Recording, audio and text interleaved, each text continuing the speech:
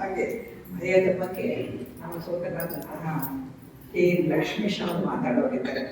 ಇವರು ಸುಮಾರು 9 ವರ್ಷದಿಂದ ಧ್ಯಾನವಾಗಿದ್ದಾರೆ. ಅವರು BE ಪದವೀಧರರು, ಸಿಟಿ ಲಾಡ್ಜ್ನಲ್ಲಿ ಸಕ್ರಿಯ ಕಾರ್ಯಕರ್ತರು.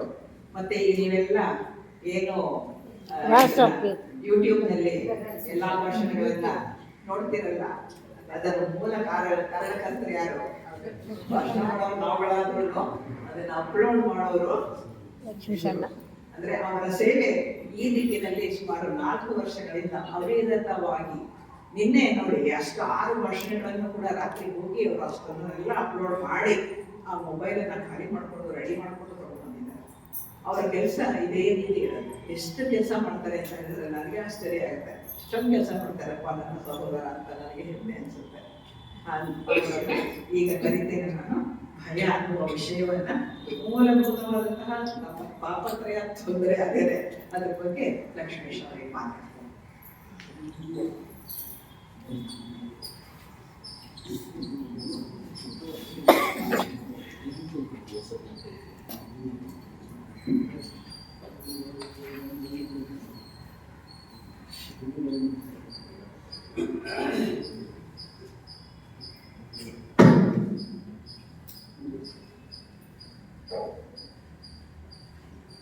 ಸಹೋದರ ಸಹೋದರಿಯರೇ, ನಾವು 2 ದಿವಸಗಳಿಗೆ ಅಂದರೆ 3 ದಿವಸಕ್ಕೆ ನಾವು ತೆಗೆದುಕೊಂಡಿರುವ ಗ್ರಂಥ ಮೊದಲ ಹಾಗೂ ಕೊನೆಯ.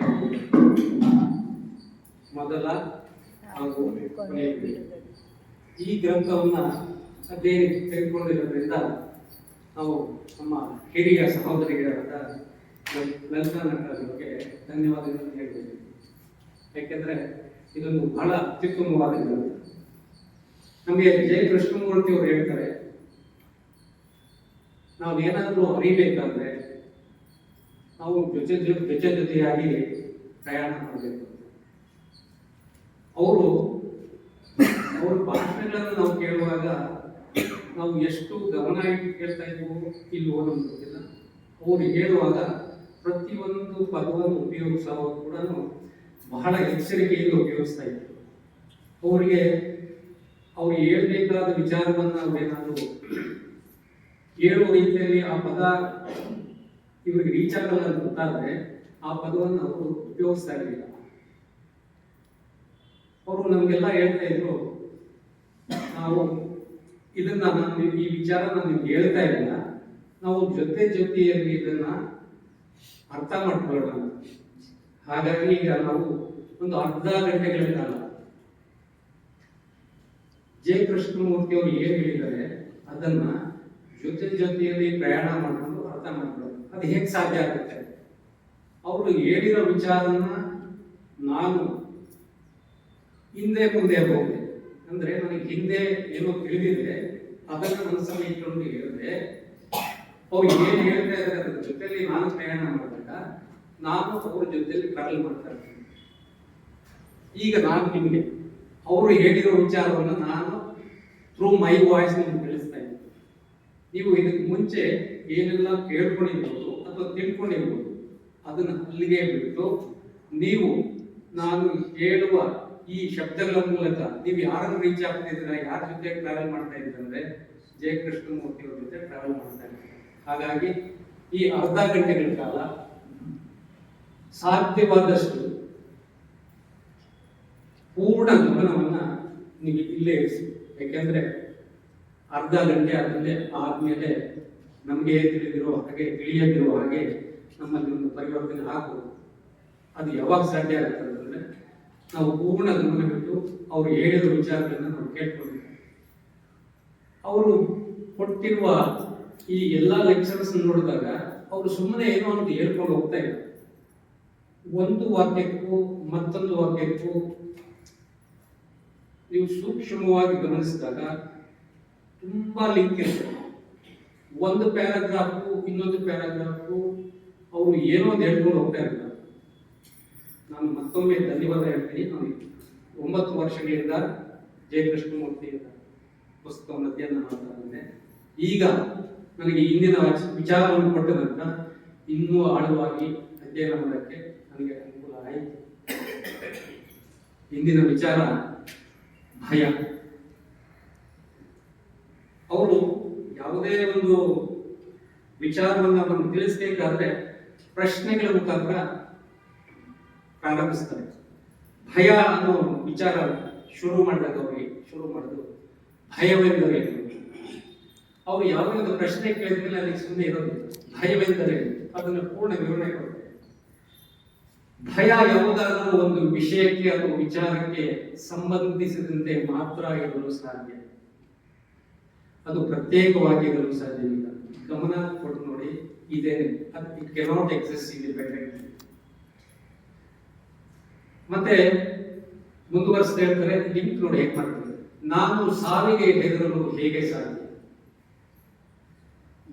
ನನಗೆ ತಿಳಿಯದಿರುವ ಒಂದು ವಿಷಯದ ಬಗ್ಗೆ ನಾನು ಭಯಪಡಲು ಹೇಗೆ ಸಾಧ್ಯ? ನಾನು ಸಾವಿಗೆ ಭಯಪಡುತ್ತೇನೆ ಎಂದು ಹೇಳುವಾಗ ನನಗೆ ತಿಳಿದಿಲ್ಲದಿರುವ ಮರಣದ ಬಗ್ಗೆ ನಾನು ನಿಜವಾಗಿಯೂ ಭಯಪಡುತ್ತೇನೆಯೋ, ಅಥವಾ ನನಗೆ ತಿಳಿದಿರುವುದನ್ನು ಕಳೆದುಕೊಳ್ಳುತ್ತೇನೆ ಎಂದು ಭಯಪಡುತ್ತೇನೆಯೋ? ಪ್ರಶ್ನೆನ ಇಲ್ಲಿ ನಾನು ಅಂತ ಹೇಳಿದಾಗ ನಾನು ಓದ್ತಾ ಇರುವಾಗ ಅದು ನನಗೆ ಅನ್ವಯಿಸುತ್ತೆ, ನೀವು ಕೇಳಿಸ್ಕೊಳ್ತಾ ಇರುವಾಗ ನಿಮಗೆ ಅನ್ವಯಿಸುತ್ತೆ. ನೀವು ಅಂತ ಹೇಳಿದಾಗ ಇಟ್ ಈಸ್ ಇಂಡಿವಿಜುವಲ್. ಅಂದ್ರೆ ಇಲ್ಲಿ ನಾವು ಪ್ರತಿಯೊಬ್ಬರು ನಾವೇ ಇದನ್ನು ಅರ್ಥ ಮಾಡ್ಕೊಳ್ತಾ ಇದ್ದೀವಿ. ಇಲ್ಲಿ ನಾನು ಅಂತ ಹೇಳಿದಾಗ ಇದು ನನಗೆ ಅನ್ವಯಿಸುತ್ತೆ, ನೀವು ಎಲ್ಲರೂ ಕೇಳಿಸ್ಕೊಳ್ತಾ ಇಲ್ವಾ, ನಿಮ್ಗೆ ಇಂಡಿವಿಜುವಲ್ ಆಗಿ ಅನ್ವಯಿಸ್ತಾ ಹೋಗುತ್ತೆ. ನನ್ನ ಭಯ ಹಣದ ಬಗ್ಗೆ ಅಲ್ಲ, ಆದರೆ ಸತ್ತಾಗ ನನ್ನ ಒಡೆತನದಲ್ಲಿರುವ ವಸ್ತುಗಳ ಸಹವಾಸವನ್ನು ಕಳೆದುಕೊಳ್ಳಬೇಕಲ್ಲ ಎಂಬುದೇ ನನಗೆ ಇರುವ ಭಯ. ಭಯ ಯಾವಾಗಲೂ ತಿಳಿದಿರುವುದಕ್ಕೆ ಸಂಬಂಧಿಸಿದೆಯೇ ಹೊರತು ತಿಳಿಯದಿರುವುದಕ್ಕಲ್ಲ. ಈ ಒಂದು ಪ್ಯಾರಾಗ್ರಾಫ್ ಎರಡು ಸೆಂಟೆನ್ಸಸ್ ಅಥವಾ ಎರಡು ವಿಚಾರಗಳನ್ನ ಎಷ್ಟು ಕ್ಲಾರಿಟಿಯಾಗಿ ಹೇಳಿದ್ದೇವೆ ಅಂದ್ರೆ, ಒಂದು ಭಯ ಇಟ್ ಕೆನಾಟ್ ಎಕ್ಸಿಸ್ಟ್ ಇಂಡಿಪೆಂಡೆಂಟ್ಲಿ. ಅಂದ್ರೆ ಭಯ ಯಾವುದಾದ್ರೂ ಒಂದು ವಿಚಾರಕ್ಕೆ ಸಂಬಂಧಪಟ್ಟಾಗೆ, ಅದು ಒಂದು ವಸ್ತುವಿಗೆ ಸಂಬಂಧಪಟ್ಟಾಗೆ ಮಾತ್ರ ಇರಲು ಸಾಧ್ಯ. ಇನ್ನೊಂದು ಭಯ ಯಾವಾಗಲೂ ತಿಳಿದಿರುವುದಕ್ಕೆ ಸಂಬಂಧಿಸಿರುತ್ತದೆ, ತಿಳಿದಿರುವುದಕ್ಕಲ್ಲ. ಮತ್ತೆ ಇದಾದ್ಮೇಲೆ ಕಂಟಿನ್ಯೂ ಮಾಡ್ತಾರೆ ನೋಡಿ, ಒಂದಕ್ಕೊಂದು ಲಿಂಕ್ ಇಲ್ಲದೆ ಹೋಗೋದಿಲ್ಲ. ನಮಗೆ ಈಗ ತಿಳಿದಿದೆ, ನಮಗೆ ಭಯ ಯಾವಾಗಲೂ ತಿಳಿದಿರುವುದಕ್ಕೆ ಸಂಬಂಧಿಸಿದಂತೆ ಮಾತ್ರ ಇರ್ತದೆ. ಆದ್ರಿಂದ ತಿಳಿದಿರುವುದಕ್ಕೆ ಸಂಬಂಧಿಸಿದ ಭಯದಿಂದ ಹೇಗೆ ಮುಕ್ತನಾಗಬಹುದು ಎಂಬುದನ್ನು ನಾವು ಈಗ ವಿಚಾರಿಸಬೇಕಾಗಿದೆ. ಆ ಭಯ ಯಾವುದಂದ್ರೆ, ನನ್ನ ಕುಟುಂಬವನ್ನು ಕಳೆದುಕೊಳ್ಳುವ ಭಯ, ನನ್ನ ಖ್ಯಾತಿ, ನನ್ನ ನಡತೆಯನ್ನು, ನನ್ನ ಆಸ್ತಿ ಪಾಸ್ತಿಗಳನ್ನು, ನನ್ನ ಬ್ಯಾಂಕಿನಲ್ಲಿರುವ ಹಣವನ್ನು ಕಳೆದುಕೊಳ್ಳುವ ಭಯ. ಈಗ ನೀವು ಹೇಳಬಹುದು, ಆ ಭಯ ನನ್ನ ಮನಸ್ಸಾಕ್ಷಿಯಿಂದ ಉದ್ಭವವಾಗಿದೆ, ಉತ್ಪತ್ತಿಯಾಗಿದೆ. ಮನಸ್ಸಾಕ್ಷಿ ಕಾನ್ಶಿಯನ್ಸ್ ಇಂದ ಬಂದಿದೆ. ಅವರು ಯಾವುದೇ ಒಂದು ಪದವನ್ನು ಉಪಯೋಗಿಸಿದಾಗ ಅದಕ್ಕೆ ಎಕ್ಸ್ಪ್ಲನೇಷನ್ ಕೊಡ್ತಾರೆ. ನಿಮ್ಮ ಮನಸ್ಸಾಕ್ಷಿ ಅಂದ್ರೆ ಏನು, ನಿಮ್ಮ ಕಾನ್ಶಿಯನ್ಸ್ ಅಂದ್ರೆ ಏನು? ಆದ್ರೆ ನಿಮ್ಮ ಮನಸ್ಸಾಕ್ಷಿ ನಿರ್ಬಂಧನೆಯಿಂದ ರೂಪಿತವಾಗಿದೆ. ಆದ್ದರಿಂದ ಮನಸ್ಸಾಕ್ಷಿ ಎಂಬುದು ತಿಳಿದಿರುವುದರ ಫಲಿತಾಂಶ ಮಾತ್ರ. ಮನಸ್ಸಾಕ್ಷಿ ಎಂಬುದು ಕೂಡ ತಿಳಿದಿರುವುದಕ್ಕೆ ಸಂಬಂಧಪಟ್ಟಿರುವುದು. ಮತ್ತೆ ಮುಂದುವರಿಸ್ತಾ ಹೇಳ್ತಾರೆ, ನನಗೇನು ತಿಳಿದಿದೆ, ನಾವು ಅನ್ಕೊಂಡಿರ್ತೀವಿ ನಮಗೆಲ್ಲ ತಿಳಿದಿದೆ. ಪಾಂಡಿತ್ಯ ಅಂದ್ರೆ, ನಾಲೆಡ್ಜ್ ಅಂದ್ರೆ ವಿಚಾರಗಳನ್ನು ತಿಳಿದುಕೊಂಡು ವಸ್ತುಗಳ ಬಗ್ಗೆ ಅಭಿಪ್ರಾಯಗಳನ್ನು ಹೊಂದಿರುವುದು, ತಿಳಿದಿರುವುದಕ್ಕೆ ಸಂಬಂಧಿಸಿದಂತೆ ಮುಂದುವರಿಕೆಯ ಒಂದು ಭಾವನೆಯನ್ನು ಹೊಂದಿರುವುದು. ಇಷ್ಟೇ ಪಾಂಡಿತ್ಯವೆಂದರೆ. ಇದಕ್ಕಿಂತ ಹೆಚ್ಚಿನದೇನೂ ಇಲ್ಲ. ವಿಚಾರಗಳೆಂದರೆ ನೆನಪುಗಳು, ಒಂದು ಸವಾಲಿಗೆ ಪ್ರತಿಕ್ರಿಯೆಯಾಗಿ ಪಡೆದ ಅನುಭವದ ಫಲ. ನಾನು ತಿಳಿದಿರುವುದರ ಬಗ್ಗೆ ಭಯಪಡುತ್ತೇನೆ. ಈ ಭಯ ಯಾವುದೆಂದರೆ, ಜನರನ್ನು, ವಸ್ತುಗಳನ್ನು ಅಥವಾ ವಿಚಾರಗಳನ್ನು ಕಳೆದುಕೊಳ್ಳುವ ಭಯ. ನಾನು ಯಾರು ಎಂಬುದನ್ನು ಕಂಡು ಹಿಡಿಯುವುದರ ಭಯ, ಕಳೆದುಕೊಳ್ಳುವುದರ ಭಯ. ಕಳೆದುಕೊಂಡಾಗ ಅಥವಾ ಗಳಿಸದಿದ್ದಾಗ ಅಥವಾ ಮತ್ತಷ್ಟು ಸುಖವನ್ನು ಪಡೆಯಲು ಸಾಧ್ಯವಿಲ್ಲದಿದ್ದಾಗ ಉಂಟಾಗಬಹುದಾದ ನೋವನ್ನು ಅನುಭವಿಸುವ ಭಯ. ನಾವೇನೋ ಗಳಿಸಬೇಕಂತಿದ್ದೀವಿ, ಅದು ಸಾಧ್ಯವಿಲ್ಲದಿದ್ದಾಗ ಅದನ್ನ ಅದರಿಂದ ಉಂಟಾಗಬಹುದಾದ ನೋವನ್ನು ಅನುಭವಿಸುವ ಭಯ. ಈ ನೋವನ್ನು ಪದವನ್ನು ಯೂಸ್ ಮಾಡ್ತಾರೆ. ನೆಕ್ಸ್ಟ್ ಪ್ಯಾರಾಗ್ರಾಫ್ ಲಿಂಕ್ ತಗೊಳ್ತಾರೆ. ನೋವಿನ ಬಗ್ಗೆ ಹೆದರಿಕೆ ಇದೆ. ಭೌತಿಕ ನೋವು ನರಗಳಿಂದ ಹೊರಡುವ ಪ್ರತಿಕ್ರಿಯೆ. ನಮಗೆಲ್ಲ ತಿಳಿದಿದೆ, ಭೌತಿಕ ನೋವು ನರಗಳಿಂದ ಹೊರಡುವ ಪ್ರತಿಕ್ರಿಯೆ. ಆದರೆ ಮಾನಸಿಕ ನೋವು ನನಗೆ ತೃಪ್ತಿ ಕೊಡುವ ವಸ್ತುಗಳನ್ನು ನಾನು ಭದ್ರವಾಗಿ ಹಿಡಿದುಕೊಂಡಾಗ ಉತ್ಪತ್ತಿಯಾಗುತ್ತದೆ. ಏಕೆಂದರೆ ಆಗ ನಾನು ಯಾವುದಾದರೂ ಅಥವಾ ಯಾರಾದರೂ ಅವುಗಳನ್ನು ನನ್ನಿಂದ ಕಸಿದುಕೊಳ್ಳುತ್ತಾರೋ ಎಂಬುದು ಭಯ. ಮಾನಸಿಕ ಸಂಗ್ರಹಣೆಗಳನ್ನು ಎಲ್ಲಿಯವರೆಗೂ ಯಾರೂ ತಲುಪುವುದಿಲ್ಲವೋ ಅಲ್ಲಿಯವರೆಗೂ ಅವು ಮಾನಸಿಕ ನೋವನ್ನು ತಡೆದಿರುತ್ತವೆ. ಅರ್ಥಾತ್ ನಾನು ಎಂಬುದು ಸಂಗ್ರಹಗಳ ಅನುಭವಗಳ ಒಂದು ಕಂತೆ. ಈ ಸಂಗ್ರಹಗಳು ಯಾವುದೇ ಬೃಹತ್ ಪ್ರಮಾಣದ ತಲುಪುವಿಕೆಯನ್ನು ತಡೆಯುತ್ತವೆ. ನನಗೆ ಕಲಿಸಿಕೊಳ್ಳಲು ಇಷ್ಟವಿಲ್ಲ.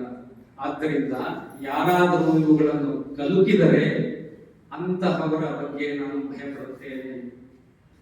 ಹೀಗೆ ನನ್ನ ಭಯ ಎಂಬುದು ತಿಳಿದಿರುವುದಕ್ಕೆ ಸಂಬಂಧಿಸಿದೆ. ನಾನು ಭೌತಿಕ ಅಥವಾ ಮಾನಸಿಕ ಸಂಗ್ರಹಗಳಿಗೆ ಸಂಬಂಧಪಟ್ಟಂತೆ ಭಯಪಡುತ್ತೇನೆ.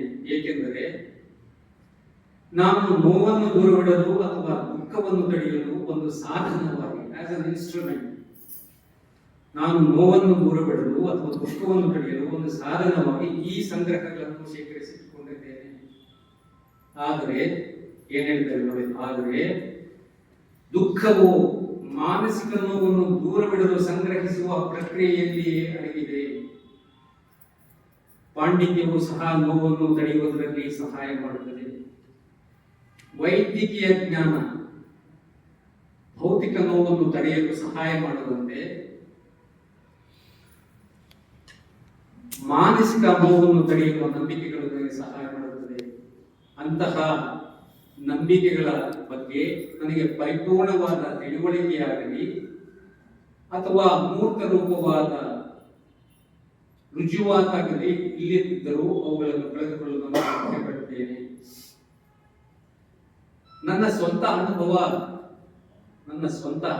ನನಗೆ ವಿಶ್ವಾಸ, ಬಲ ಮತ್ತು ಅರಿವುಗಳನ್ನು ಕೊಡುವುದರಿಂದ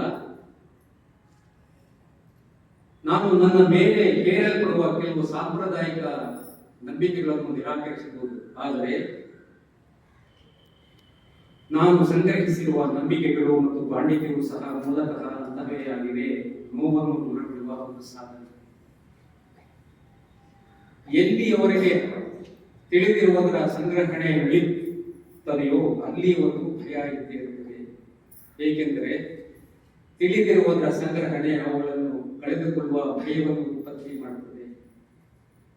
ಆದ್ದರಿಂದ ತಿಳಿದಿಲ್ಲದಿರುವುದರ ಭಯವೆಂಬುದು ಸಂಗ್ರಹಿಸಲ್ಪಟ್ಟಿರುವ ತಿಳಿದಿರುವುದನ್ನು ಕಳೆದುಕೊಳ್ಳುವುದರ ಭಯ ಮಾತ್ರ.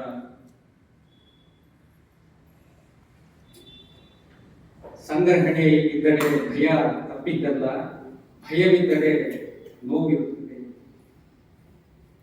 ನಾನು ಕಳೆದುಕೊಳ್ಳಕೂಡದು ಎಂದು ಹೇಳಿದ ಕ್ಷಣದಲ್ಲಿಯೇ ಭಯ ಇರುತ್ತದೆ. ನೋವನ್ನು ದೂರ ಬಿಡುವುದೇ ಸಂಗ್ರಹಣೆಯ ಉದ್ದೇಶವಾಗಿದ್ದರೂ ಸಂಗ್ರಹಣೆಯ ಪ್ರಕ್ರಿಯೆಯಲ್ಲಿ ನೋವು ಅಂತರ್ಗತವಾಗಿದೆ. ನಾವು ಯಾವ ವಸ್ತುಗಳನ್ನು ಹೊಂದಿದ್ದೇವೆಯೋ ಆ ವಸ್ತುಗಳೇ ಭಯವನ್ನು ಉತ್ಪತ್ತಿ ಮಾಡುತ್ತವೆ. ಈ ಭಯ ಒಂದು ನೋವು. ಈಗ ಮುಂದುವರಿಸುತ್ತಾ ಜೆಕೆ ಅವರು ಇನ್ನು ಮುಂದಕ್ಕೆ ಕರ್ಕೊಂಡು ಹೋಗ್ತಾರೆ. ಹೇಗೆ ಅಂತಂದ್ರೆ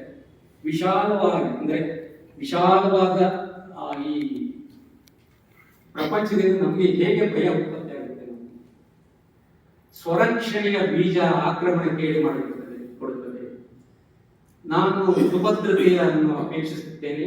ಅದಕ್ಕಾಗಿ ಒಂದು ಸಾರ್ವಭೌಮ ಸರ್ಕಾರವನ್ನು ಸೃಷ್ಟಿಸುತ್ತೇನೆ. ಇದರಿಂದಾಗಿ ಶಸ್ತ್ರಸಜ್ಜಿತ ಸೈನ್ಯಗಳ ಅಗತ್ಯ ಇರುತ್ತದೆ. ಇದರಿಂದಾಗಿ ಯುದ್ಧ ಉದ್ಭವಿಸುತ್ತದೆ. ಈಗ ನಮಗೆಲ್ಲ ಅದರ ಅರಿವಿದೆ, ಯುದ್ಧ ಉದ್ಭವಿಸುತ್ತದೆ. ಇದರಿಂದ ಯಾರಿಗಾದರೂ ಸ್ವರಕ್ಷಣೆ ಇದೆಯಾ? ಯಾವುದಾದ್ರೂ ಒಂದು ದೇಶಕ್ಕೆ ಮಾತ್ರ ನಷ್ಟ ಆಗುತ್ತದೆ. ಯುದ್ಧ ಸುಭದ್ರತೆಯನ್ನು ನಾಶ ಮಾಡುತ್ತದೆ. ಸುರಕ್ಷಣೆಯ ಆಸೆ ಎಲ್ಲಿ ಇರುತ್ತದೆಯೋ ಅಲ್ಲಿ ಭಯವಿರುತ್ತದೆ. ಸುಭದ್ರತೆಯನ್ನು ಅಪೇಕ್ಷಿಸುವುದರ ತಕ್ಕ ದೋಷವನ್ನು ನಾನು ನೋಡಿದಾಗ ಸಂಗ್ರಹಣೆಯನ್ನು ಅಲ್ಲಿಂದಾಚೆಗೆ ಸಂಗ್ರಹಿಸುವುದನ್ನು ನಾನು ನಿಲ್ಲಿಸುತ್ತೇನೆ. ಆದರೆ ನೀವು ಹೇಳ್ಬೋದು, ಅದನ್ನು ನಾನು ನೋಡುತ್ತಿದ್ದೇನೆ ಆದರೂ ಸಹ ಸಂಗ್ರಹಿಸುವುದನ್ನು ನಾನು ನಿಲ್ಲಿಸಿದ್ದಾರೆ ಎಂಬುದಾಗಿ ಹೇಳಿದರೆ ಅದಕ್ಕೆ ಕಾರಣ ಇಷ್ಟೇ: ಸಂಗ್ರಹಣೆಯಲ್ಲಿ ನೋವು ಅಂತರ್ಗತವಾಗಿದೆ ಎಂಬ ಸಂಗತಿಯನ್ನು ನೀವು ನಿಜವಾಗಿಯೂ ನೋಡುತ್ತೀರ. ಸಂಗ್ರಹಣೆಯ ಪ್ರಕ್ರಿಯೆಯಲ್ಲಿ ಭಯ ಇರುತ್ತದೆ. ಅದೇ ರೀತಿ ಒಂದು ವಿಶಿಷ್ಟ ವಿಷಯದಲ್ಲಿ ನಂಬಿಕೆ ಇಟ್ಟುಕೊಂಡಿರುವುದು ಸಹ ಸಂಗ್ರಹಣಾ ಪ್ರಕ್ರಿಯೆಯ ಒಂದು ಭಾಗ. ಉದಾಹರಣೆಗೆ, ನನ್ನ ಮಗ ಸಾಯುತ್ತಾನೆ, ಇನ್ನೂ ಹೆಚ್ಚಿನ ಪ್ರಮಾಣದಲ್ಲಿ ನನಗೆ ಮಾನಸಿಕ ನೋವು ಬಾರದಂತೆ ತಡೆಯಲು ನಾವು ಪುನರ್ಜನ್ಮದಲ್ಲಿ ನಂಬಿಕೆ ಇಟ್ಟುಕೊಳ್ಳುತ್ತೇವೆ. ಆದರೆ ಈ ನಂಬುವುದರ ಪ್ರಕ್ರಿಯೆಯಲ್ಲಿಯೇ ಸಂದೇಹ ಅಡಗಿದೆ. ಬಾಹ್ಯದಲ್ಲಿ ನಾನು ವಸ್ತುಗಳನ್ನು ಸಂಗ್ರಹಿಸುತ್ತೇನೆ, ಅದರ ಫಲವಾಗಿ ಯುದ್ಧವನ್ನು ಉಂಟು ಮಾಡುತ್ತೇನೆ. ಆಂತರಿಕವಾಗಿ ನಂಬಿಕೆಗಳನ್ನು ಸಂಗ್ರಹಿಸುತ್ತೇನೆ, ಅದರ ಫಲವಾಗಿ ನೋವಿಗೆ ಕಾರಣನಾಗುತ್ತೇನೆ. ಆದ್ದರಿಂದ ನಾನು ಎಲ್ಲಿಯವರೆಗೂ ಸುಭದ್ರತೆಯನ್ನು ಅಪೇಕ್ಷಿಸುತ್ತೇನೆಯೋ, ಎಲ್ಲಿಯವರೆಗೂ ಬ್ಯಾಂಕಿನಲ್ಲಿ ಹಣವನ್ನು ಕೂಡಿಡಬೇಕು, ಸುಖವನ್ನು ಪಡೆಯಬೇಕು ಇತ್ಯಾದಿಗಳನ್ನು ಅಪೇಕ್ಷಿಸುತ್ತೇನೆಯೋ, ಎಲ್ಲಿಯವರೆಗೂ ಮಾನಸಿಕವಾಗಿ ಅಥವಾ ಭೌತಿಕವಾಗಿ ಸುಭದ್ರತೆಯನ್ನು ಅಪೇಕ್ಷಿಸುತ್ತೇನೆಯೋ, ಎಲ್ಲಿಯವರೆಗೂ ಭೌತಿಕವಾಗಿ ಅಥವಾ ಮಾನಸಿಕವಾಗಿ ಒಂದು ನಿರ್ದಿಷ್ಟ ಗುರಿಯಂತೆ ಆಗಬೇಕೆಂದು ಅಪೇಕ್ಷಿಸುತ್ತೇನೆಯೋ ಅಲ್ಲಿಯವರೆಗೂ ನೋವು ಇದ್ದೇ ಇರುತ್ತದೆ. ನೋವನ್ನು ದೂರವಿಡಲು ನಾನು ಏನೇನು ಮಾಡುತ್ತೇನೆಯೋ ಅವೇ ಭಯ ಮತ್ತು ನೋವನ್ನು ನನಗೆ ತರುತ್ತವೆ. ಒಂದು ವಿಶಿಷ್ಟ ನಮೂನೆಯಲ್ಲಿ ಇರಬೇಕೆಂದು ನಾನು ಅಪೇಕ್ಷಿಸಿದಾಗ ಭಯ ಅಸ್ತಿತ್ವಕ್ಕೆ ಬರುತ್ತದೆ. ಭಯರಹಿತವಾಗಿ ಜೀವಿಸಬೇಕೆಂದರೆ ಒಂದು ವಿಶಿಷ್ಟ ನಮೂನೆ ಇಲ್ಲದೆ ಜೀವಿಸಬೇಕು. ನಾನು ಒಂದು ವಿಶಿಷ್ಟ ಮಾರ್ಗದಲ್ಲಿ ಜೀವಿಸಬೇಕೆಂದು ಕೋರಿದರೆ ಆ ಕೋರಿಕೆಯೇ ಭಯದ ಮೂಲವಾಗುತ್ತದೆ. ಒಂದು ವಿಶಿಷ್ಟ ಚೌಕಟ್ಟಿನಲ್ಲಿ ಜೀವಿಸಬೇಕೆಂಬ ನನ್ನ ಆಸೆಯೇ ನನ್ನ ನೋವಿಗೆ, ನನ್ನ ಕಷ್ಟಕ್ಕೆ ಕಾರಣವಾಗುತ್ತದೆ. ಈ ಚೌಕಟ್ಟನ್ನು ನಾನು ಒಡೆಯಲಾದರೆ, ಈಗ ನಾನು ಒಂದು ವಿಶಿಷ್ಟ ಚೌಕಟ್ಟಿನಲ್ಲಿ ಜೀವಿಸಬೇಕೆಂದು ಆಸೆ ಪಡ್ತಾ ಇದ್ದೀನಿ, ಆ ಆಸೆಯೇ ನನಗೆ ನನ್ನ ಕಷ್ಟಕ್ಕೆ ಕಾರಣ ಆಗ್ತಿದೆ. ಆ ಚೌಕಟ್ಟನ್ನು ನಾನು ಒಡೆಯಲಾದರೆ, ಪ್ರಶ್ನೆ, ನಾನು ಸತ್ಯವನ್ನು ನೋಡಿದಾಗ ಮಾತ್ರ ಅದನ್ನು ಒಡೆಯಲು ಸಾಧ್ಯವಾಗುತ್ತದೆ. ಆ ಸತ್ಯವೇನೆಂದರೆ, ಆ ಸತ್ಯವನ್ನು ನೋಡಿದಾಗ ಆ ಚೌಕಟ್ಟನ್ನು ಒಡೆಯಲು ಸಾಧ್ಯವಾಗುತ್ತದೆ. ಆ ಸತ್ಯವೇನೆಂದರೆ, ಆ ಚೌಕಟ್ಟೆ ಭಯಕ್ಕೆ ಕಾರಣ. ಆ ಚೌಕಟ್ಟೆ ಭಯಕ್ಕೆ ಕಾರಣ ಮತ್ತು ಭಯ ಆ ಚೌಕಟ್ಟನ್ನು ಬಲಪಡಿಸುತ್ತದೆ. ಈಗ ನಮಗೆ ಗೊತ್ತಾಗಿದೆ, ಆ ಚೌಕಟ್ಟೆ ಭಯಕ್ಕೆ ಕಾರಣ, ಆ ಭಯ ಆ ಚೌಕಟ್ಟನ್ನು ಬಲಪಡಿಸುತ್ತದೆ. ಈಗ ನನಗೇನಿಸುತ್ತೆ, ನಾನು ಭಯರಹಿತವಾಗಿ ಇರಬೇಕೆಂದು ಬಯಸುವುದರಿಂದ ಆ ಚೌಕಟ್ಟನ್ನು ನಾನು ಒಡೆಯಬೇಕು ಎಂದು ನಾನು ಹೇಳಿದರೆ ಆಗ ಮತ್ತೊಂದು ನಮೂನೆಯನ್ನು ಸೃಷ್ಟಿಸುತ್ತೇನೆ ಅಷ್ಟೇ. ಇಂತಹ ಅನುಸರಣೆ ಮತ್ತಷ್ಟು ಭಯಕ್ಕೆ ಕಾರಣವಾಗುತ್ತದೆ. ಆ ಚೌಕಟ್ಟನ್ನು ಒಡೆಯಬೇಕೆಂಬ ಆಸೆಯ ಮೇಲೆ ಆಧಾರಿತವಾದ ನನ್ನ ಯಾವುದೇ ಕಾರ್ಯ ಮತ್ತೊಂದು ನಮೂನೆಯನ್ನು ಸೃಷ್ಟಿಸುತ್ತದೆ ಮತ್ತು ಅದರಿಂದ ಭಯ ಉತ್ಪತ್ತಿಯಾಗುತ್ತದೆ. ಇದು ಕ್ಯುಮ್ಯುಲೇಟಿವ್ ಆಕ್ಷನ್ ಆಗ್ತಾ ಹೋಗ್ತದೆ.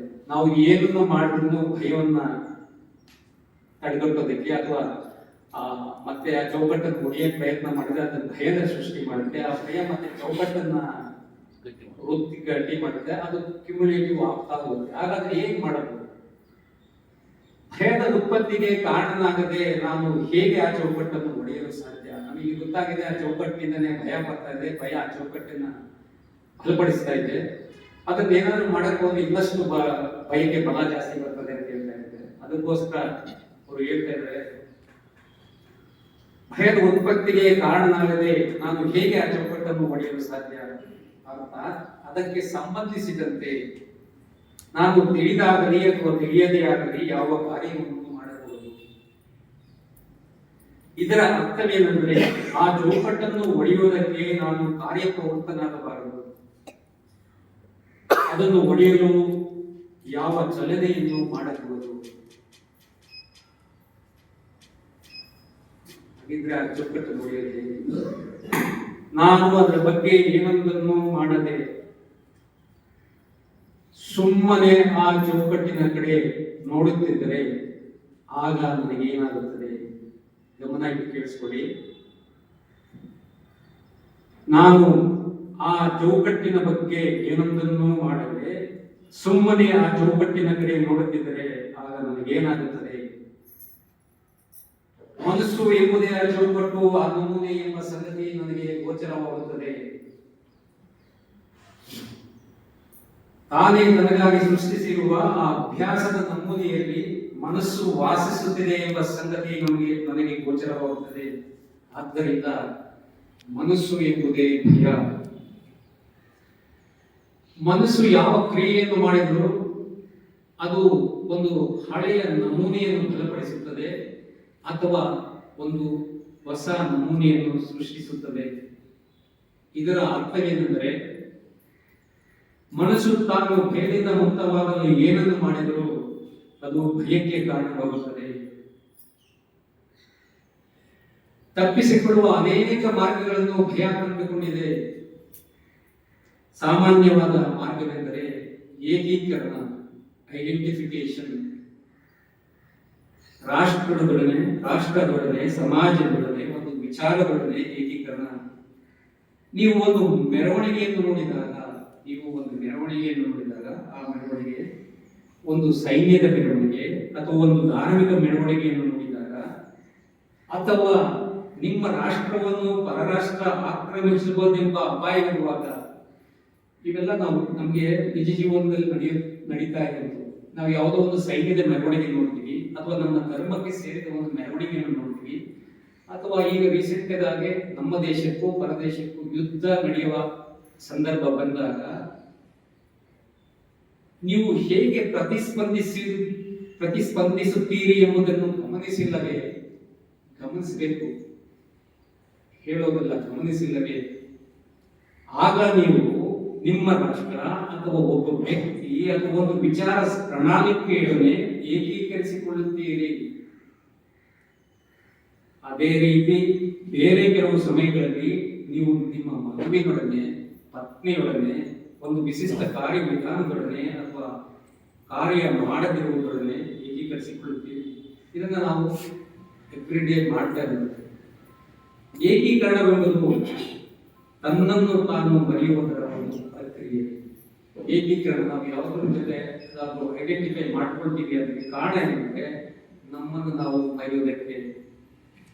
ಎಲ್ಲಿಯವರೆಗೂ ನಾನು ಎಂಬುದರ ಪ್ರಜ್ಞೆ ನನಗೆ ಇರುತ್ತದೆಯೋ, ಎಲ್ಲಿಯವರೆಗೂ ನಾನು ಎಂಬುದರ ಪ್ರಜ್ಞೆ ನನಗೆ ಇರುತ್ತದೆಯೋ ಅಲ್ಲಿಯವರೆಗೂ ನೋವು ಇರುತ್ತದೆ, ಘರ್ಷಣೆ ಇರುತ್ತದೆ, ನಿರಂತರವಾದ ಭಯ ಇರುತ್ತದೆ ಎಂದು ನನಗೆ ತಿಳಿದಿದೆ. ಆದರೆ ಯಾವುದಾದರೂ ಮಾತ್ರವಾದದೊಡನೆ, ಯೋಗ್ಯವಾದದೊಡನೆ, ಸೌಂದರ್ಯದೊಡನೆ, ಚೈತನ್ಯದೊಡನೆ, ಸತ್ಯದೊಡನೆ, ನಂಬಿಕೆಯೊಡನೆ, ಪಾರಂಡಿತ್ಯದೊಡನೆ, ಕೊನೆಯ ಪಕ್ಷ ತಾತ್ಕಾಲಿಕವಾಗಿ ಆದರೂ ನನ್ನನ್ನು ನಾನು ಏಕೀಕರಿಸಿಕೊಂಡರೆ ಆಗ ನಾನು ಎಂಬುದರಿಂದ ತಪ್ಪಿಸಿಕೊಳ್ಳಬಹುದು ಅಲ್ಲವೇ? ನಾವು ಯಾತಕ್ಕೋಸ್ಕರ ನಾವು ಏಕೀಕರಿಸಿಕೊಳ್ತಾ ಇದ್ವಿ? ನನ್ನಿಂದ ನನ್ನನ್ನು ತಪ್ಪಿಸಿಕೊಳ್ಳೋದಕ್ಕೋಸ್ಕರ. ನನ್ನ ರಾಷ್ಟ್ರದ ಬಗ್ಗೆ ನಾನು ಮಾತನಾಡುವಾಗ ನೀವು ಗಮನಿಸಿ ನೋಡಿ, ನಾವು ನಮ್ಮ ರಾಷ್ಟ್ರದ ಬಗ್ಗೆ ನಾವು ಮಾತನಾಡುತ್ತಿರುವಾಗ ತಾತ್ಕಾಲಿಕವಾಗಿ ನನ್ನನ್ನು ನಾನು ಮರೆಯುತ್ತೇನೆ ಅಂದರೆ, ದೇವರ ಬಗ್ಗೆ ನಾನು ಏನನ್ನಾದರೂ ಹೇಳಬಲ್ಲವನಾದರೆ ನನ್ನನ್ನು ನಾನು ಮರೆಯುತ್ತೇನೆ. ನನ್ನ ಕುಟುಂಬ ಅಥವಾ ಗುಂಪು ಅಥವಾ ವಿಶಿಷ್ಟ ರಾಜಕೀಯ ಪಕ್ಷ ಅಥವಾ ವಿಶಿಷ್ಟ ಪ್ರಚಾರ ಪ್ರಣಾಳಿಕೆಗಳನ್ನೇ ನನ್ನನ್ನು ನಾನು ಏಕೀಕರಿಸಿಕೊಂಡರೆ ಆಗ ತಾತ್ಕಾಲಿಕವಾಗಿ ನಾನು ಎಂಬುದರಿಂದ ತಪ್ಪಿಸಿಕೊಳ್ಳಬಹುದು. ಆದ್ದರಿಂದ ನಾನು ಎಂಬುದರಿಂದ ತಪ್ಪಿಸಿಕೊಳ್ಳಲು ಸದ್ಗುಣ ಹೇಗೆ ಒಂದು ಮಾರ್ಗವೋ ಅದೇ ರೀತಿಯಲ್ಲಿ ಏಕೀಕರಣವು ಒಂದು ಮಾರ್ಗ. ಸದ್ಗುಣವನ್ನು ಬೆನ್ನಟ್ಟುತ್ತಿರುವ ವ್ಯಕ್ತಿ ನಾನು ಎಂಬುದರಿಂದ ತಪ್ಪಿಸಿಕೊಳ್ಳುತ್ತಿದ್ದಾನೆ ಮತ್ತು ಅವನ ಮನಸ್ಸು ಕಿರಿದಾಗಿದೆ. ಅದು ಸದ್ಗುಣಿಯಾದ ಮನಸ್ಸಲ್ಲ. ನಿನ್ನೆ ಮೇಡಮ್ ಅವರು ಹೇಳ್ತಾ ಇದ್ರು, ಸದ್ಗುಣಿಯನ್ನು ನಾವು ಸದ್ಗುಣವನ್ನು ಪ್ರಾಕ್ಟೀಸ್ ಮಾಡಕ್ಕಾಗೋದಿಲ್ಲ. ಏಕೆಂದರೆ ಸದ್ಗುಣವನ್ನು ಬೆನ್ನಟ್ಟಿಕೊಂಡು ಹೋಗಲು ಸಾಧ್ಯವಿಲ್ಲ. ಸದ್ಗುಣಿಯಾಗಬೇಕೆಂದು ನೀವು ಹೆಚ್ಚು ಹೆಚ್ಚಾಗಿ ಪ್ರಯತ್ನಿಸಿದಷ್ಟು ಅಹಂ ಎಂಬುದಕ್ಕೆ, ನಾನು ಎಂಬುದಕ್ಕೆ ಹೆಚ್ಚು ಹೆಚ್ಚಾಗಿ ಬಲ ನೀಡುತ್ತೀರಿ. ನಮಗೆ ಅನೇಕರಿಗೆ ಒಂದಲ್ಲ ಒಂದು ರೀತಿಯ ಭಯ ಇದ್ದೇ ಇರುತ್ತದೆ. ಎಲ್ಲರಿಗೂ ನಮಗೆ ಆಲ್ಮೋಸ್ಟ್ ಎಲ್ಲರಿಗೂ ಭಯ ಇರುತ್ತದೆ. ಆದ್ರೆ ಏನಾಗುತ್ತೆ, ತನ್ನ ಸ್ಥಾನದಲ್ಲಿ ತನ್ನ ಬದಲು ಮತ್ತೇನಾದರೂ ಇರುವಂತೆ ಭಯ ನೋಡಿಕೊಳ್ಳುತ್ತದೆ. ಇದರಿಂದಾಗಿ ನಮ್ಮ ಹೋರಾಟ ಹೆಚ್ಚುತ್ತದೆ. ಭಯದ ಸ್ಥಾನದಲ್ಲಿ ಯಾವುದು ಬಂದಿದೆಯೋ ಅದರೊಡನೆ ನೀವು ಹೆಚ್ಚು ಹೆಚ್ಚಾಗಿ ಏಕೀಕರಿಸಿಕೊಂಡಂತೆಲ್ಲ ನೀವು ಯಾವ ಒಂದು ಉದ್ದೇಶಕ್ಕಾಗಿ ಹೋರಾಡಲು ಮತ್ತು ಸಾಯಲು ಸಿದ್ಧರಾಗಿರುತ್ತೀರೋ ಆ ಉದ್ದೇಶವನ್ನು ಭದ್ರವಾಗಿ ಹಿಡಿದುಕೊಳ್ಳಲು ನಿಮಗೆ ಹೆಚ್ಚು ಹೆಚ್ಚು ಬಲ ದೊರಕುತ್ತದೆ. ಏಕೆಂದರೆ ಹಿನ್ನೆಲೆಯಲ್ಲಿ ಭಯವಿದೆ. ಭಯ ಏನೆಂಬುದು ಈಗ ನಮಗೆ ತಿಳಿದಿದೆಯೇ? ಸ್ವಲ್ಪ ಗಮನ ಇಟ್ಟು ಕೇಳಿಸಿಕೊಳ್ಳಿ. ಭಯ ಏನೆಂಬುದು ಈಗ ನಮಗೆ ತಿಳಿದಿದೆಯಾ? ವಾಸ್ತವವಾಗಿ ಇರುವುದನ್ನು ಒಪ್ಪಿಕೊಳ್ಳದಿರುವುದೇ ಭಯವಲ್ಲವೇ? ಒಪ್ಪಿಕೊಳ್ಳುವುದು ಅಥವಾ ಸ್ವೀಕಾರ ಎಂಬ ಪದವನ್ನು ನಾವು ಅರ್ಥ ಮಾಡಿಕೊಳ್ಳಬೇಕು. ಸ್ವೀಕರಿಸಲು ಮಾಡುವ ಪ್ರಯತ್ನಕ್ಕೆ ನಾವು ಆ ಪದವನ್ನು ಬಳಸುತ್ತಿಲ್ಲ.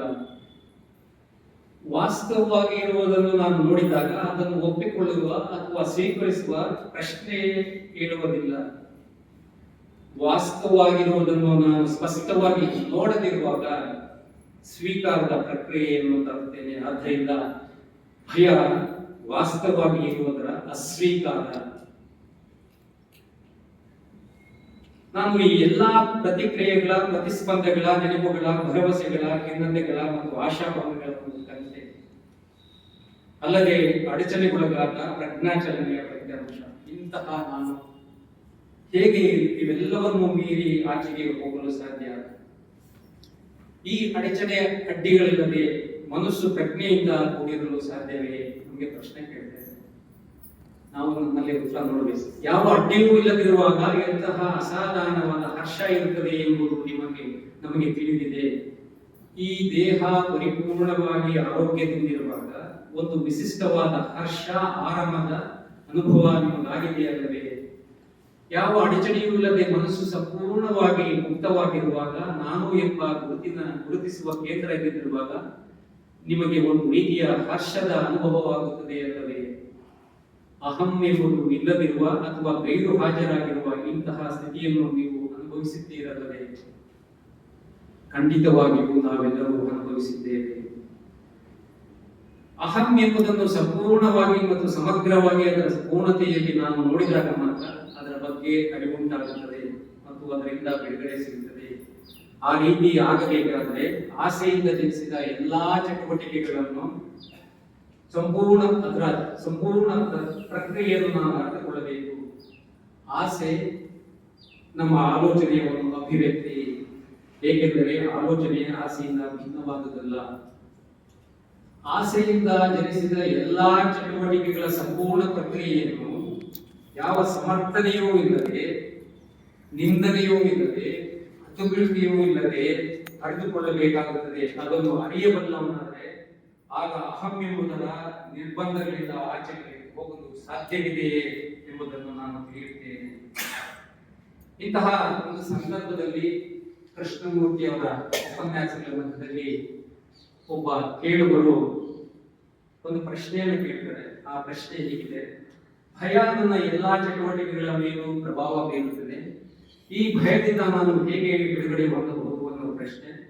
ಅದರಲ್ಲಿ ಕಾಲಾವಕಾಶ ಕಡಿಮೆ ಇರುವುದರಿಂದ ಕೆಲವು ಮುಖ್ಯ ಭಾಗಗಳನ್ನು ಮಾತ್ರ ನಾನು ನಿಮ್ಮೊಂದಿಗೆ ಹಂಚಿಕೊಳ್ತೀನಿ. ಇಲ್ಲಿ ಪ್ರಶ್ನೆ ಏನೆಂದರೆ, ಭಯದಿಂದ ಬಿಡುಗಡೆ ಹೊಂದುವುದು ಹೇಗೆ? ಕೇಳಿದ ಪ್ರಶ್ನೆ ಇತ್ತು, ನನ್ನ ಎಲ್ಲಾ ಚಟುವಟಿಕೆಗಳಲ್ಲಿ ಭಯ ಮುಗಿದಿದೆ, ಅದರಿಂದ ಬಿಡುಗಡೆ ಹೊಂದುವುದು ಮೊಟ್ಟ ಮೊದಲಾಗಿ ನಾವು ಗಮನಿಸಬೇಕಾದ ವಿಷಯವೇನೆಂದರೆ, ಯಾವುದನ್ನಾದರೂ ಒಮ್ಮೆ ಗೆದ್ದರೂ ಅದನ್ನೇ ಪುನಃ ಪುನಃ ಗೆಲ್ಲಬೇಕಾಗುತ್ತದೆ. ಯಾವುದೇ ಸಮಸ್ಯೆಯನ್ನು ಅಂತಿಮವಾಗಿ ಗೆಲ್ಲಲು ಸಾಧ್ಯವಿಲ್ಲ.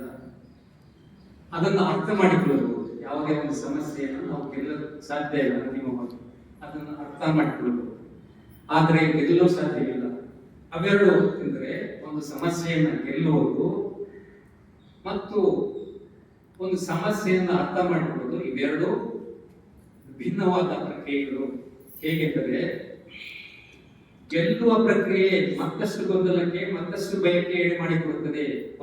ಒಂದು ಸಮಸ್ಯೆಯನ್ನು ನಿರೋಧಿಸುವುದು, ಅಂಕೆಯಿಟ್ಟುಕೊಳ್ಳುವುದು, ಅದರ ಜೊತೆ ಹೋರಾಡುವುದು ಅಥವಾ ಅದರ ವಿರುದ್ಧ ರಕ್ಷಣೆಯನ್ನು ನಿರ್ಮಿಸಿಕೊಳ್ಳುವುದು ಇತ್ಯಾದಿಗಳ ಪರಿಣಾಮವಾಗಿ ಮತ್ತಷ್ಟು ಘರ್ಷಣೆ ಉತ್ಪತ್ತಿಯಾಗುತ್ತದೆ ಅಷ್ಟೇ. ಅದರ ಬದಲು ನಮಗೆ ಭಯವನ್ನು ಅರ್ಥ ಮಾಡಿಕೊಳ್ಳಲು ಸಾಧ್ಯವಾದರೆ ಹೆಜ್ಜೆ ಹೆಜ್ಜೆಯಾಗಿ ಸಂಪೂರ್ಣವಾಗಿ ಅದರ ಒಳ ಹೋಗುವುದರ ಎಲ್ಲೆಲ್ಲವನ್ನು ವಿವರವಾಗಿ ನೋಡಿದರೆ ಆಗ ಭಯ ಯಾವ ರೂಪದಲ್ಲೂ ಮತ್ತೆಂದಿಗೂ ನಿಂತಿರುವುದಿಲ್ಲ. ನಾವು ಯಾವುದಕ್ಕೆ ಭಯಪಡುತ್ತೇವೆ? ನಾವು ಒಂದು ವಾಸ್ತವಿಕ ಸಂಗತಿಗೆ ಹೆದರುತ್ತೇವೆ ಅಥವಾ ಆ ಸಂಗತಿಯನ್ನು ಕುರಿತ ಒಂದು ವಿಚಾರಕ್ಕೆ ಹೆದರುತ್ತೇವೆ?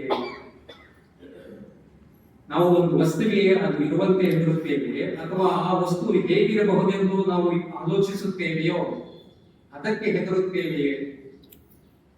ಇಲ್ಲೊಂದು ಉದಾಹರಣೆ ಕೊಡ್ತಾ ಇದ್ದಾರೆ. ಮರಣವನ್ನು ತೆಗೆದುಕೊಳ್ಳಿ. ನಾವು ಮರಣದ ವಾಸ್ತವಿಕ ಸಂಗತಿಯ ಬಗ್ಗೆ ಭಯಪಡುತ್ತೇವೆಯೋ ಅಥವಾ ಮರಣದ ಬಗ್ಗೆ ನಾವು ಹೊಂದಿರುವ ಕಲ್ಪನೆಗೆ ಭಯಪಡುತ್ತೇವೆಯೋ? ವಾಸ್ತವಿಕ ಸಂಗತಿ ಮತ್ತು ಆ ಸಂಗತಿಯ ಬಗ್ಗೆ ಕಲ್ಪನೆ ಇವೆರಡೂ ಬೇರೆ ಬೇರೆ. ಭಯಕ್ಕೆ ಕಾರಣವೇನೆಂದರೆ ಆ ಸಂಗತಿ ಎಂತೋ ಏನೋ ಅದು ಏನು ಮಾಡುತ್ತದೆಯೋ ಎಂದು ಅದರ ಬಗ್ಗೆ ನನಗಿರುವ ಶಂಕೆ. ವಾಸ್ತವಿಕ ಸಂಗತಿಯ ಬಗ್ಗೆ ನನ್ನ ಅಭಿಪ್ರಾಯ, ನನ್ನ ವಿಚಾರ, ನನ್ನ ಅನುಭವ, ನನ್ನ ತಿಳುವಳಿಕೆ ಇವು ಭಯವನ್ನು ಉತ್ಪತ್ತಿ ಮಾಡುತ್ತದೆ.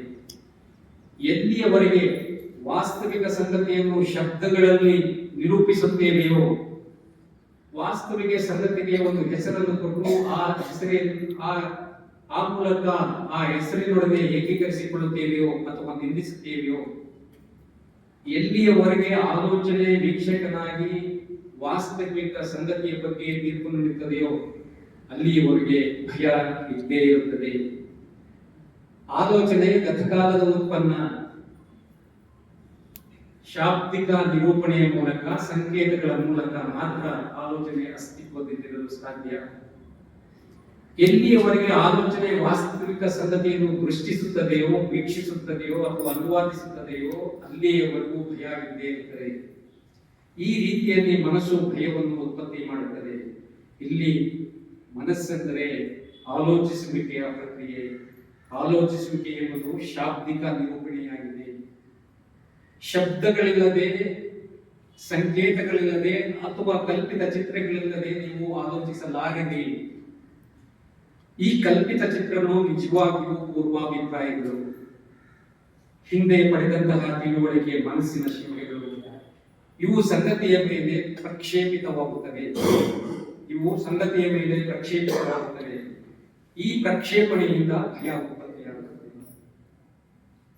ಯಾವಾಗ ಮನಸ್ಸು ಇರುವ ಸಂಗತಿಯನ್ನು ಅನುವಾದಿಸದೆ, ಅದಕ್ಕೆ ಒಂದು ಹೆಸರು ಅಥವಾ ನಾಮಪಟ್ಟಿ ಕೊಡದೆ ಅದರ ಕಡೆ ನೋಡಲು ಸಮರ್ಥವಾಗುತ್ತದೆಯೋ ಆಗ ಮಾತ್ರ ಭಯದಿಂದ ಬಿಡುಗಡೆ ಸಿಗುತ್ತದೆ. ಇದು ಮಹಾ ಕಠಿಣ. ಏಕೆಂದರೆ ಮನಸ್ಸು ನಮ್ಮ ಭಾವನೆಗಳನ್ನು, ಪ್ರತಿಕ್ರಿಯೆಗಳನ್ನು ಮತ್ತು ಆತಂಕಗಳನ್ನು ಒಡೆದೇ ಗುರುತಿಸಿ ಶಬ್ದದ ಮೂಲಕ ನಿರೂಪಿಸುತ್ತದೆ. ಅಸೂಯೆಯ ಭಾವನೆಯನ್ನು ಆ ಪದದ ಮೂಲಕ ಗುರುತು ಹಿಡಿಯುತ್ತದೆ. ಒಂದು ಭಾವನೆಯನ್ನು ಗುರುತಿಸದಿರಲು ಸಾಧ್ಯವೇ? ಈ ಭಯ ಅನ್ನೋದು ಏನು? ಅದು ಒಂದು ಭಾವನೆ. ಆ ಭಾವನೆಗೆ ಒಂದು ಹೆಸರು ಕೊಡದೆ ಅದನ್ನು ನೋಡಕ್ಕಾಗೋದಿಲ್ಲ.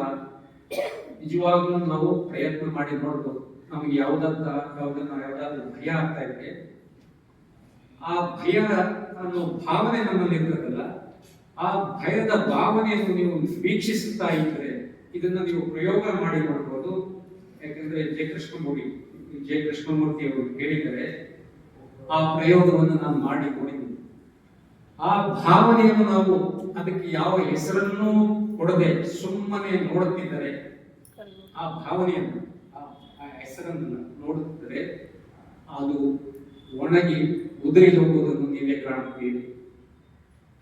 ಆದ್ದರಿಂದ ಒಬ್ಬ ವ್ಯಕ್ತಿ ಭಯದಿಂದ ಸಂಪೂರ್ಣವಾಗಿ ಬಿಡುಗಡೆ ಹೊಂದಬೇಕಾದರೆ ಅವನು ವಾಸ್ತವಿಕ ಸಂಗತಿಗಳನ್ನು ಶಬ್ದಗಳ ಮೂಲಕ ನಿರೂಪಿಸುವುದರ ಹಾಗೂ ಸಂಕೇತ ಅಥವಾ ಕಲ್ಪಿತ ಚಿತ್ರಗಳ ಮೂಲಕ ಪ್ರಕ್ಷೇಪಿಸುವುದರ ಸಮಗ್ರ ಪ್ರಕ್ರಿಯೆಯನ್ನು ಅತ್ಯಗತ್ಯವಾಗಿ ಅರ್ಥ ಮಾಡಿಕೊಳ್ಳಬೇಕಾಗುತ್ತದೆ.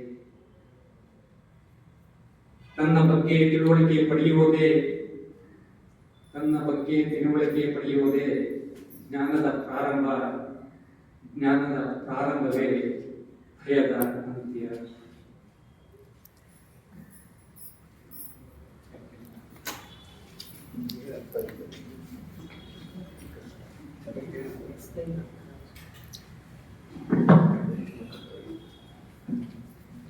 ಇದುವರೆಗೂ ಕೂಡ ನಮ್ಮ ಸಹೋದರರಾದಂತಹ ಲಕ್ಷ್ಮೀಶ್ ಅವರು ಕೃಷ್ಣಮೂರ್ತಿಗಳ ಮಾತಿನಲ್ಲಿಯೇ ತಮಗೆಲ್ಲರಿಗೂ ಕೂಡ ಭಯದ ಬಗ್ಗೆ ತಿಳುವಳಿಕೆಯನ್ನು ಕೊಟ್ಟಿದ್ದಾರೆ.